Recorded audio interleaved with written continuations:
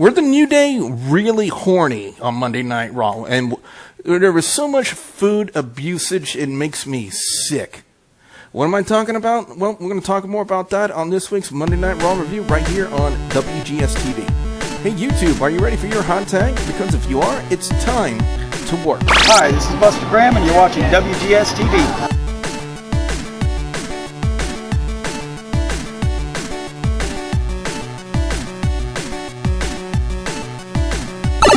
Greetings, YouTube. You have worked your way into another episode of WGS-TV right here on YouTube.com/WrestleGamer. I am the WrestleGamer, Double P, Polly Boudreaux, and we just got done watching Monday Night Raw, and now we're going to go ahead and give our review of it. Let me go ahead and introduce the panel for this week's Monday Night Raw review. First off, ladies and gentlemen, he is the host of Hardcore Wrestling Radio, the Hardcore One himself, Rick Head. Rick, how you doing?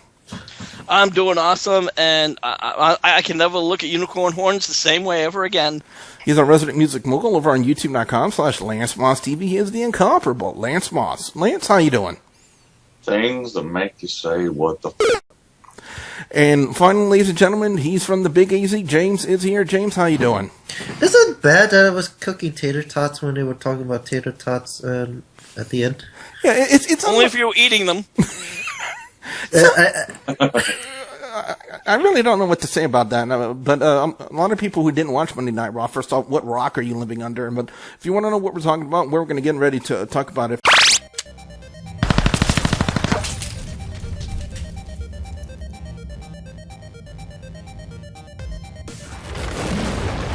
First, we open up with the League of Nations doing their big heel promo, saying that they're one of the most dominant factions of WWE, and then to my confusion and my surprise, brings out the Wyatt family, and then we would get Team Extreme with the introduction of Rhino, which was kind of expected with Rhino being in NXT all this time, and then it finally would be the Team Roman Reigns, Dean Ambrose, and the Usos, which would lead to a huge 16-man Fatal 4-Way, which is a match we haven't seen since 1997 in the days of the Borwiquas, the Disciples of Apocalypse, the New Nation, and the Truth Commission. And guys, I know my history. It's back in Raw of 1997. Just look it up. I promise you, it's there. It was indeed a very unique match. There's a couple of things I need to call out.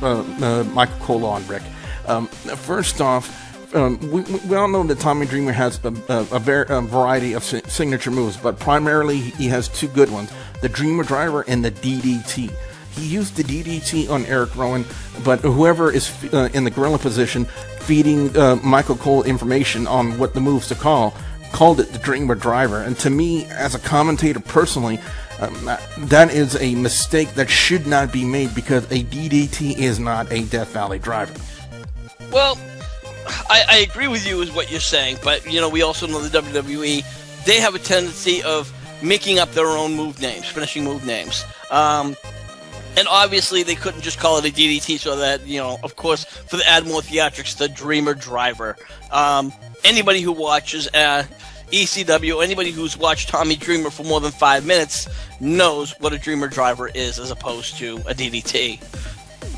Yep. For the next elimination, it was Sheamus hitting the Brogue kick on Bubba Ray to eliminate Team Extreme, and then when it came down to the Roman Reigns team versus the League of Nations, it was Roman Reigns hitting the spear on Sheamus and pinning Sheamus for the win. Now, the reason why that is somewhat significant, especially with the fact that this is a go-home show for TLC. 99% of the time, when WWE logic, and I have that up in quotation marks, James, logic kind of dictates that whenever the challenger goes over on the go-home show, then 99% of the time they would not be going over on the pay-per-view. Do you think that logic still applies to what they might do today? Yeah, mostly because a lot of the stuff that goes on the go-home shows, or basically, the challenger will go over, then they lose, and then the champion goes over, and the challenger, they will lose. Basically, whoever goes over will lose on the pay-per-view. Been a couple of rare occasions, John Cena, but, that's me. I like how you threw John Cena in there as a prime example. Yeah, I know that, Lance. But anyway, let's move on to Dolph Ziggler and Kevin Owens, a non-title match between these two guys, because Kevin Owens has the Intercontinental Championship, for those of you who are still living under that rock. Now, there are a couple of things that we really need to take away from what happened in this match, Lance. The first thing is the fact that they had Tyler Breeze out there in that match, but did not do anything, did not interfere in the match, did not distract Dolph Ziggler in any way. He was just out there to be out there. And in my personal opinion, Lance, they should not have done that. If they really want to build more into this Ziggler versus Tyler Breeze feud, then they should have had Tyler Breeze actually interfere or provide a distraction in this match. To me, he did nothing, which I believe, Lance, is a mistake. Well, The Rock says you're correct, but what? Nothing? Okay.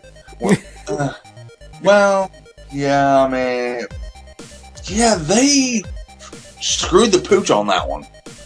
Basically, they don't know how to use it. Work these two guys' feud. They just don't. Yeah, that's really all that can be said right now, is they really don't know what they're doing with this feud. I think maybe WWE Creative probably just thought that maybe Tyler Breeze's appearance there would be sufficient enough for a build for the Ziggler versus Breeze feud, but I don't agree with that whatsoever. Just having him be out there and do nothing really doesn't add anything at all to the feud between these two guys. And in fact, it takes away more from that feud more than it does anything for it. But also we need to make mention of the fact Kevin Owens hit the pop-up powerbomb on Ziggler to pick up the win, and then post-match activity with Dean Ambrose throwing the popcorn and soda in the face of Kevin Owens. I gotta say, they did not have to waste all good popcorn and soda in the face of Kevin Owens, Rick. You know what I mean? I'm sorry, I thought it was hilarious. I figured at TLC they should make it a food fight. Oh, man. That would be awesome. That would be great, The homeless guy is sad you mentioned that.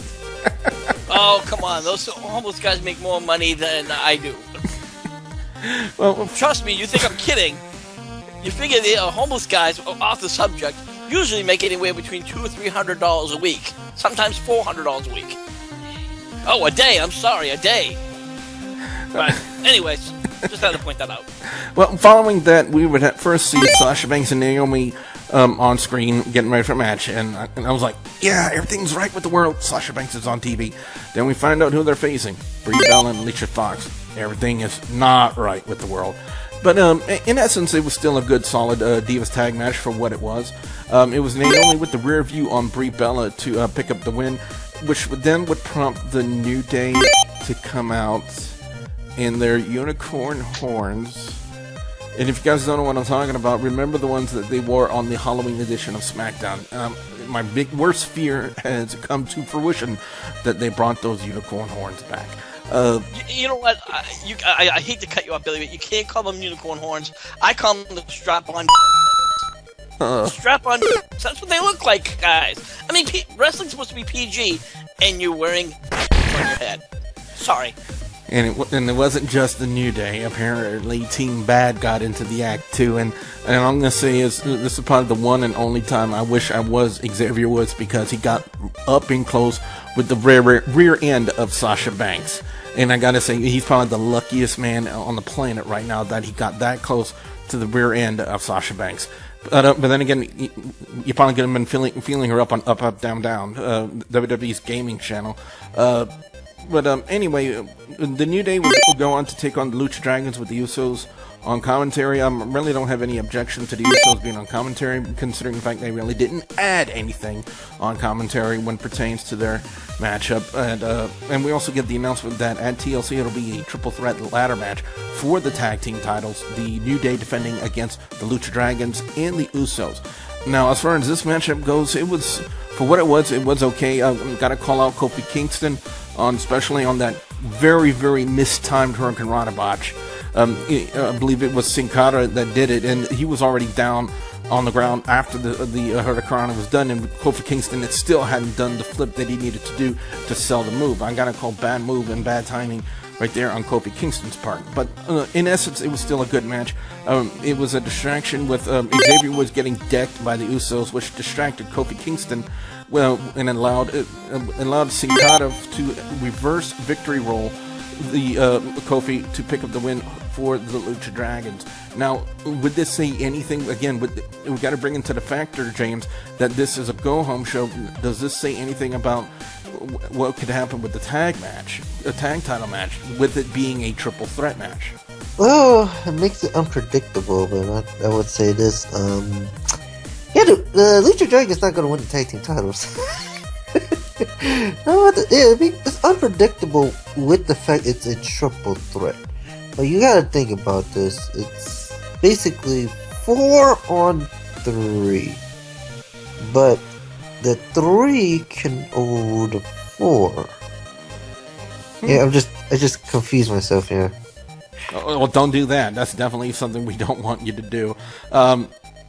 Up next, I always confuse myself on WWE logic. Anyway, moving on. I think everybody can get confused on WWE logic. I think somebody who never even watched WWE would look at one show and then get really confused by the logic that WWE Creative attempts to apply to their storylines.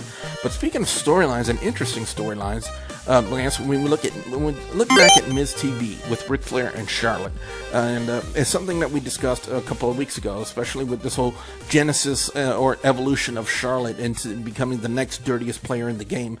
And one of the questions, by the way, guys, we did HWR did a Raw reaction video. The link will be provided either in the description box below or in a card up here in the video somewhere to that video. And one of the things we did discuss is, was Ric Flair absolutely necessary to be out there for Charlotte if this is the genesis of her heel turn?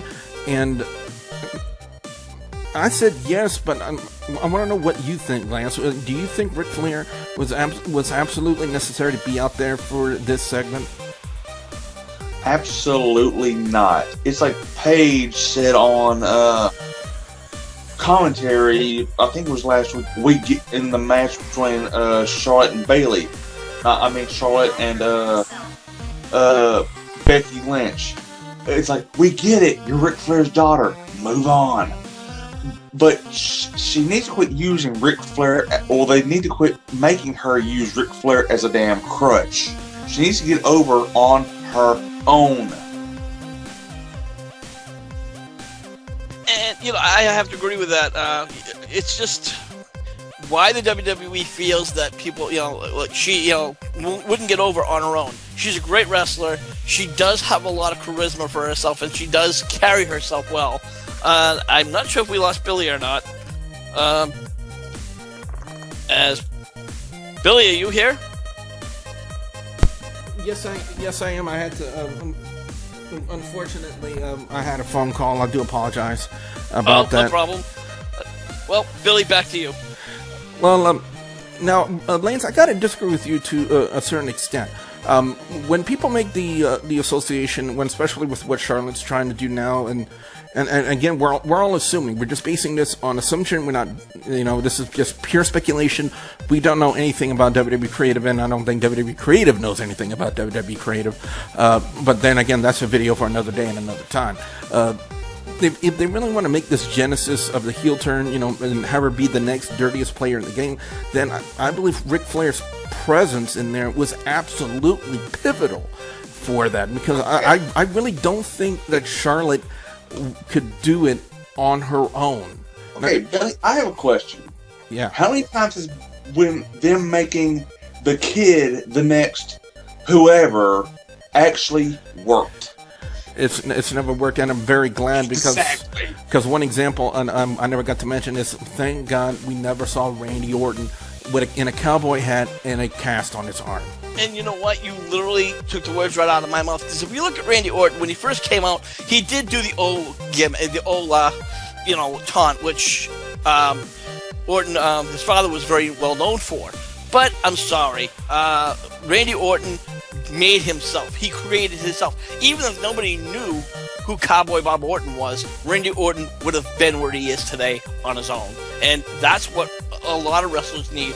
If they start riding the coattails of their fathers or the ones before them, then they're not going to get anywhere. Okay, a couple of things we need to make mention because we're not even following it, chronologically in the show, but there's definitely a couple of things we definitely need to mention. First off, what the hell was Stardust and Titus O'Neil doing? Especially with Stardust wearing the 3D goggles. What was up with that? I'm also smoking PCP. I'm still confused on that on these logics here. You're giving me a headache.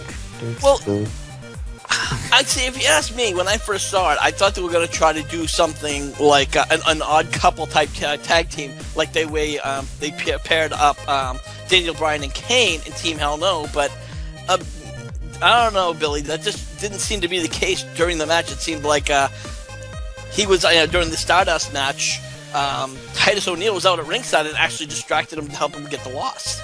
And not only that, but now we had week 2 of the Rose Bush with Adam Rose. What? Again, I asked for the second week in a row. What was that? Which is the correct answer. I'll be honest with you guys. I've watched it and the second time, and I think it's kind of entertaining. It's funny, and above all, it's different. Adam Rose is a really great wrestler. I really didn't like his gimmick, but as far as technical skills and even his mic skills, he is significantly good, and he does have a future if he can just get the right gimmick. The Rose Bush, it's entertaining for now, and it's funny for now, so it's only going to help him than hurt him.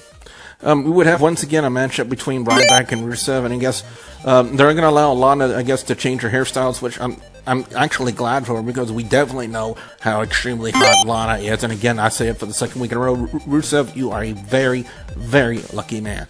Now, as far as this match goes, I guess Lana may have heard us or something, or maybe heard some critiques about what a bad sell job she had last week, because she kind of improved it a little bit. She was able to pass that off as Ryback got fooled, and Rusev would then lock on the accolade on Ryback on the outside. Both of them would get counted out, and then we all know where this is going to lead, James. This is going to lead probably to a matchup, more than likely, I would think, probably on the kickoff for TLC.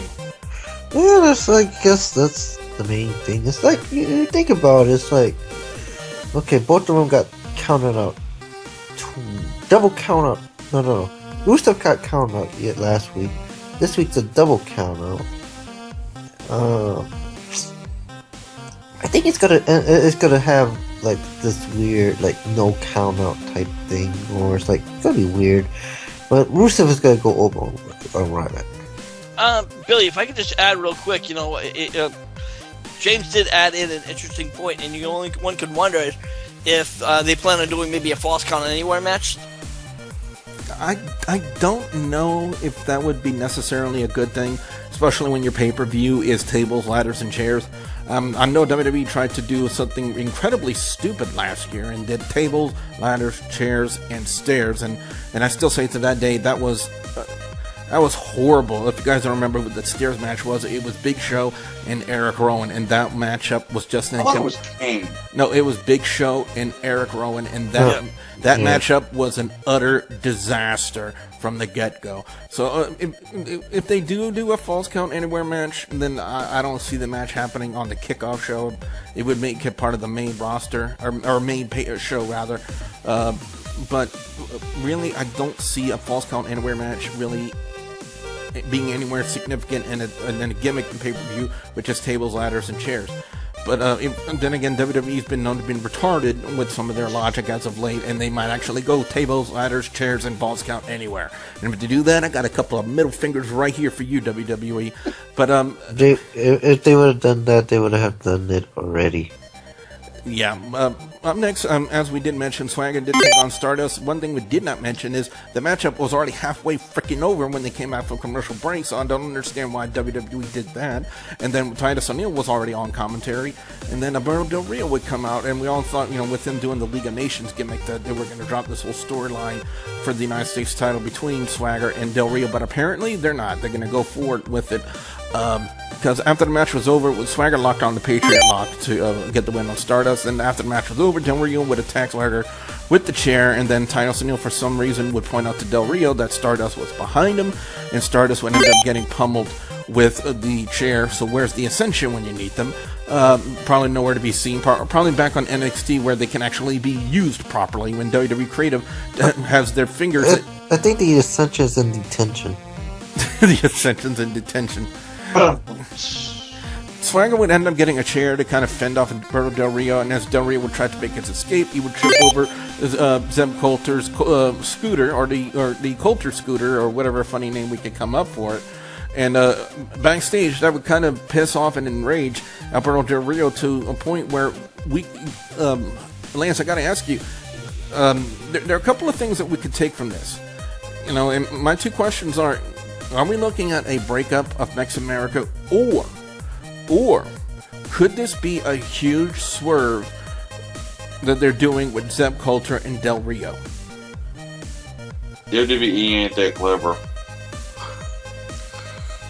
Well, Billy, you know, I talked about that over on our show, the Raw Reaction Show, and if you ask me, it really starting to wonder, could Zeb Coulter go back to Jack Swagger? Because if that doesn't happen, if they just write off Zeb Coulter, Jack Swagger's just going to be a stepping stone for Alberto Del Rio this Sunday. Yeah, I gotta agree with you to that point. But more than likely, from the way they're building this matchup, it's going to be a chairs match for the United States title. Ladies and gentlemen, I just have breaking news. On WWE.com, it is official. The United States title will be a chairs match. Yeah, it's kind of, you know, it's really not a surprise to me, considering the way that they've been building the angle has been heavily involving chairs, and it only makes sense that they would actually go forward with the chairs match for the United States title at TLC. Now, Tommy Dreamer would take on Braun Strowman. I guess this is basically a filler match for Monday Night Raw to fill some time, because Strowman just basically squashed Tommy Dreamer. And I'm very upset that, that it's taken us this long. It took us from the HWR Raw reaction to the WGS-TV Raw review for anyone to mention the fact that Tommy Dreamer was wearing polka dot pants in honor of the American Dream, Dusty Rhodes. Cause he's the American Dream, baby. Yeah, baby. But it's gonna be, and that's one thing. I say he stole them from. He just went in his closet and got some old pants from Dusty's closet. That's just mean.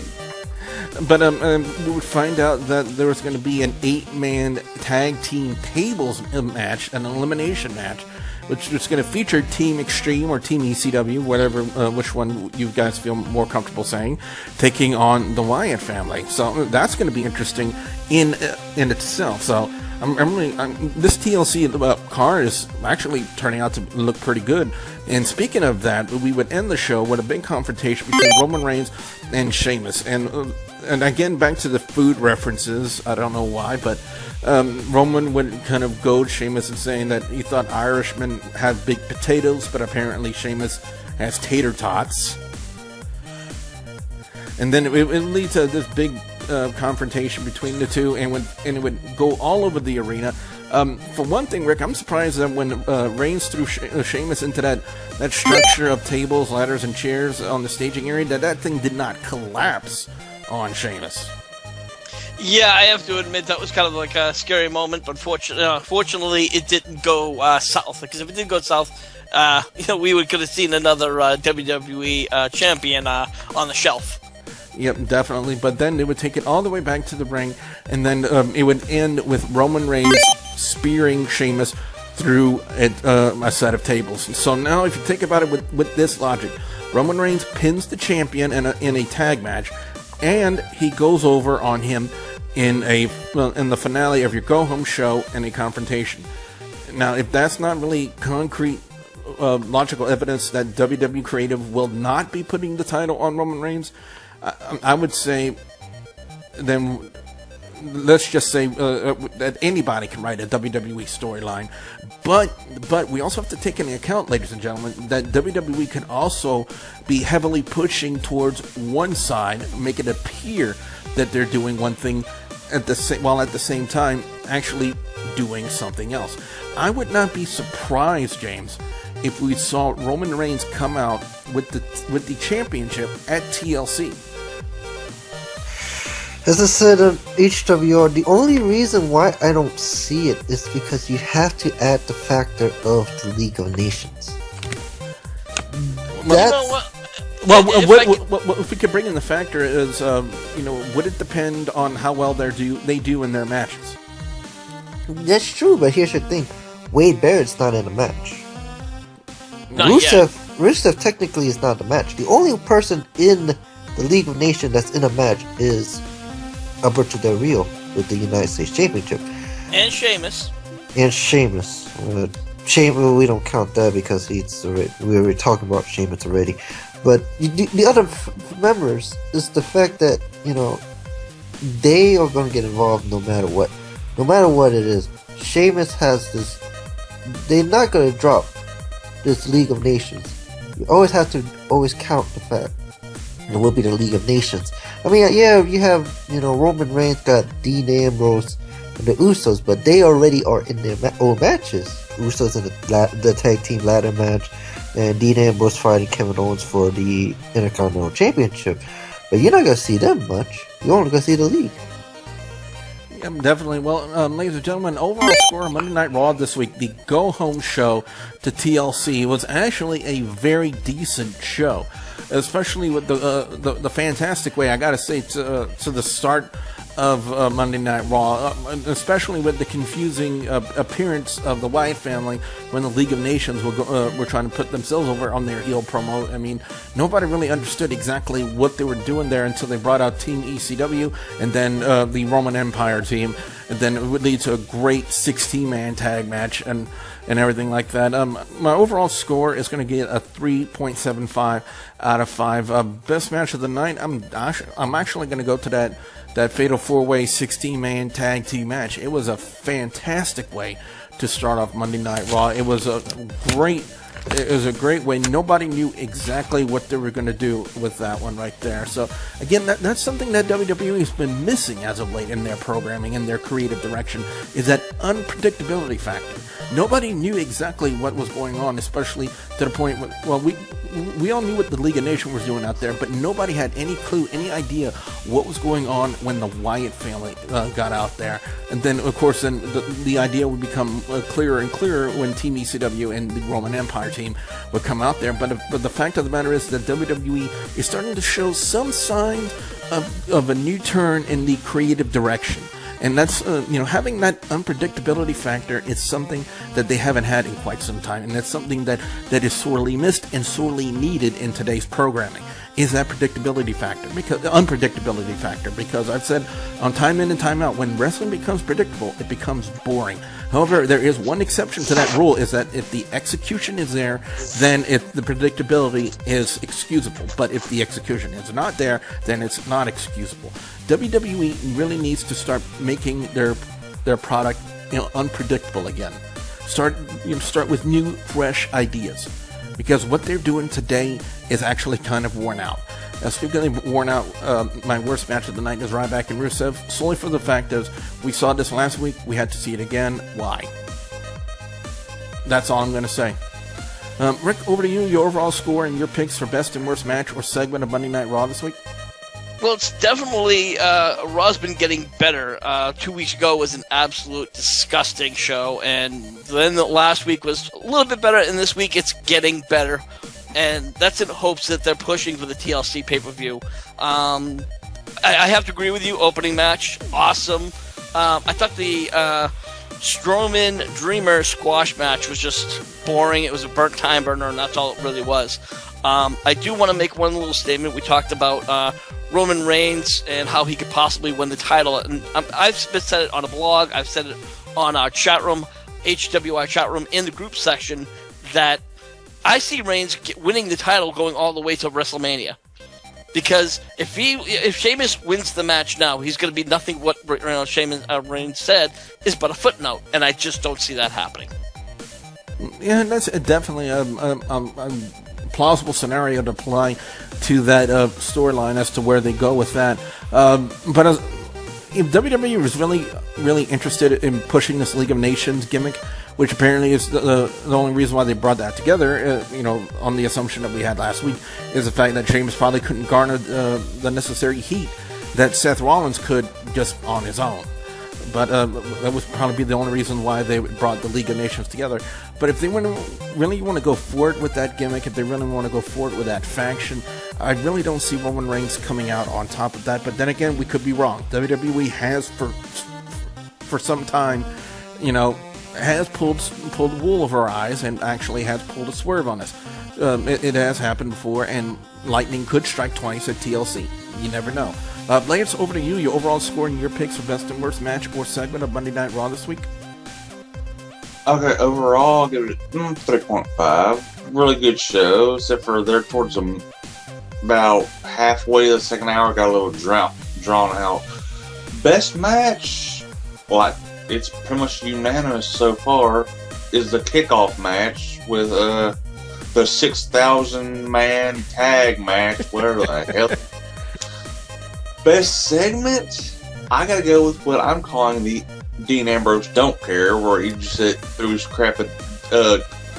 food at Kevin Owens and then walked off.